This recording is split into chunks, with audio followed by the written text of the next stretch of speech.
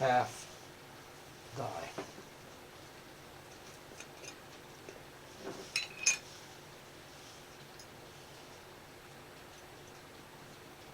A bit of dye in the color cup. I have to make sure that I put the lids back on every time because I have knocked over the paint jar more than once, much to my chagrin.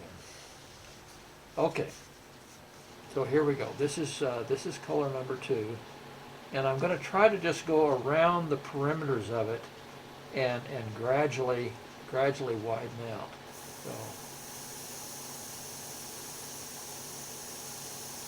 all right, there it goes.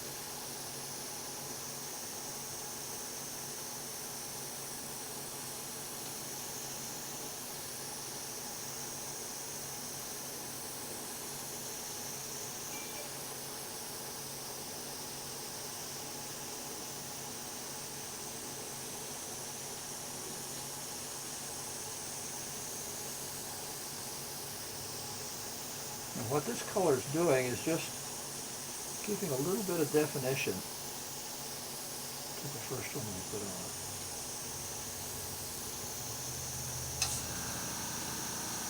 And what I'm doing by this exercise, I'm teaching my own hand, my finger muscle coordination so that I am in my eye as to how far away I get from the piece. I got just a little bit more color in there than I wanted to, but this one's actually a little better.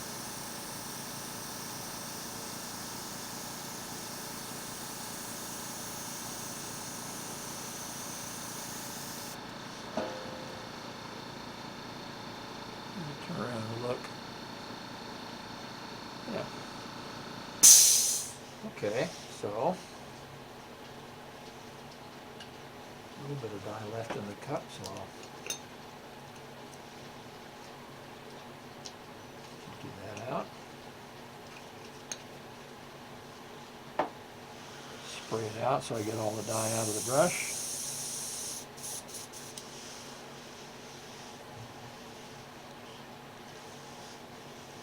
The next is a color that I've really come to like. It's called walnut. And what you're going to notice is the colors are going to get progressively darker, and there'll be about 6 dyes altogether. But then there's going to be one really interesting intermediate step.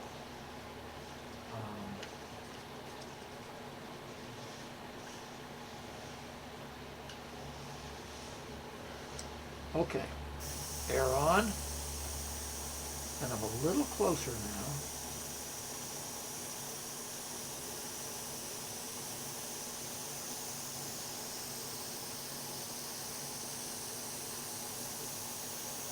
See, it's just getting progressively darker.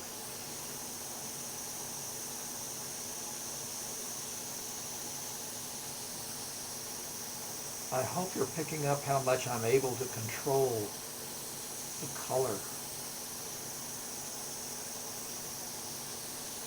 and the amount of dye that goes on. There's that color in its full intensity, and yet I haven't done anywhere near that. Okay, we'll call that good.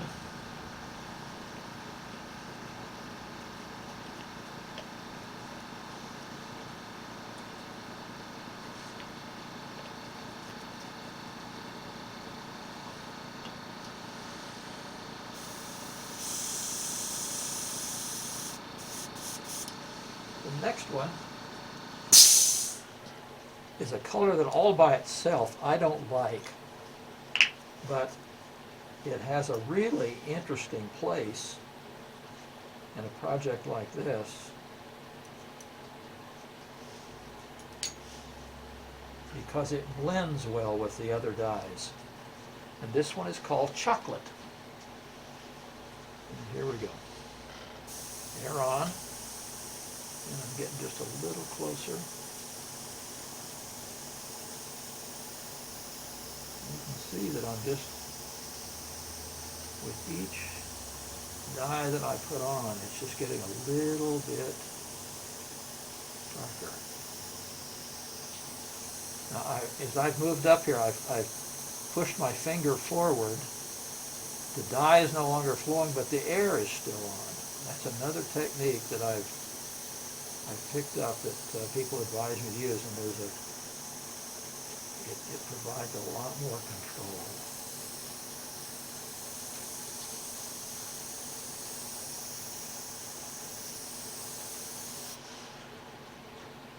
I hope you're catching the magic of that. It's just awesome to be able to control. Let me show you how. That color is almost black. And yet I haven't done any black up there.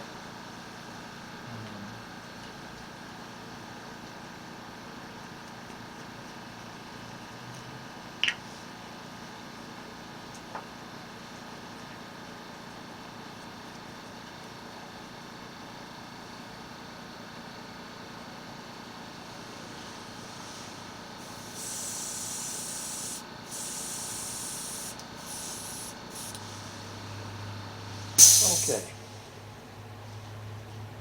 Now then, I'm going to do something I think is really interesting, and I hope you find it so too.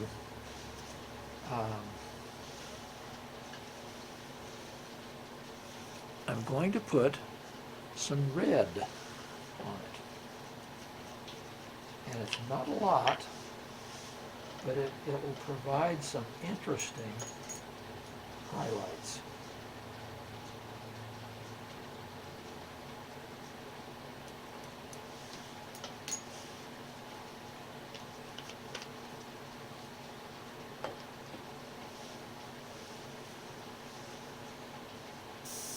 Air on. I'm going to back way off.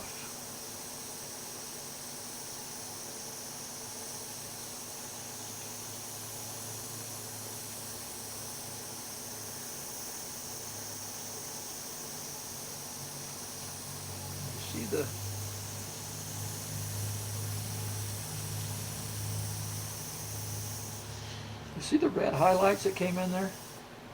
Do it again, watch.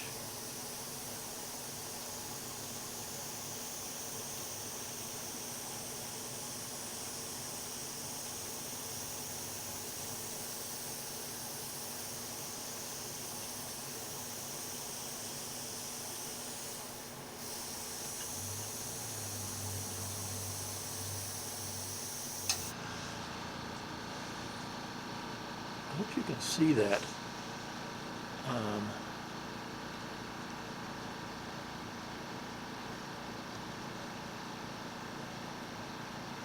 Not sure you can see that.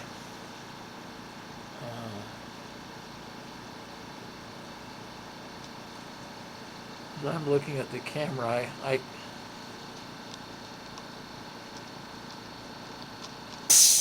don't know that I can see it, but I can see it here as I'm sitting here at my bench.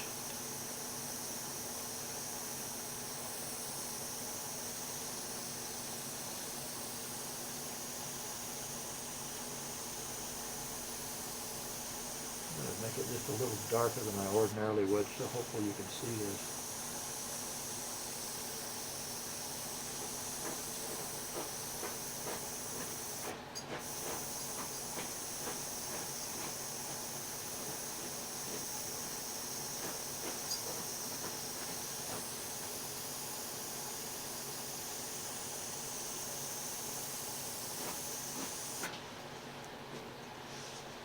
I hope that shows up. It's really pretty up front. It's so subtle.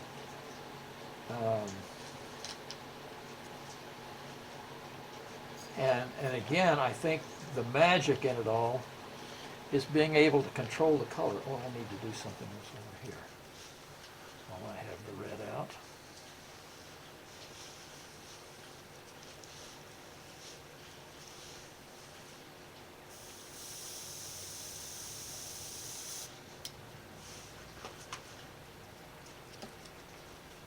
I made a goof on one of my other projects, and I have the red I needed to.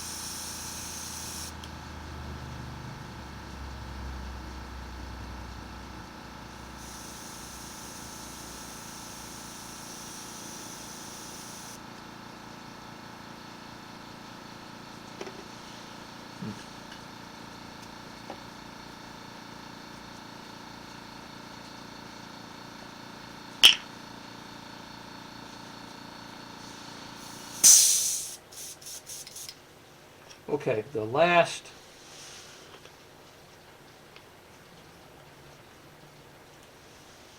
color that goes on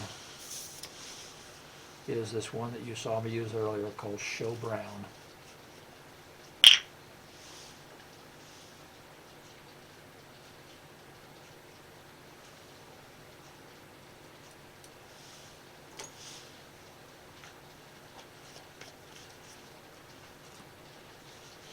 And it'll just darken the edges.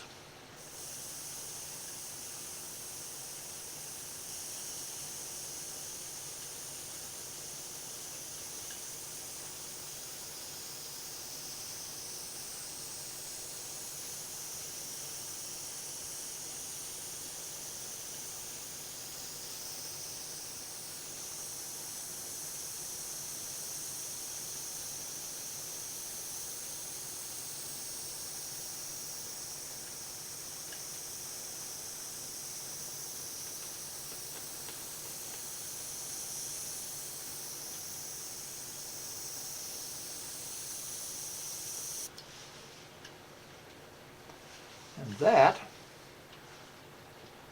is the Sunburst.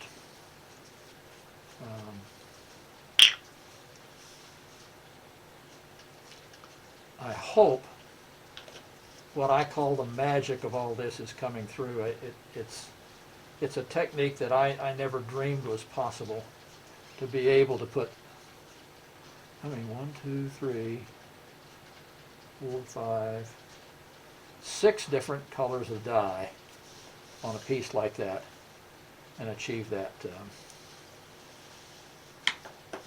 result. So I'm going to turn the camera off, and I'm going to get back around the other side of the table, and I'm going to clean the airbrush, show you how that process is, and then I'm going to have you open the last package. So we'll see you in a second.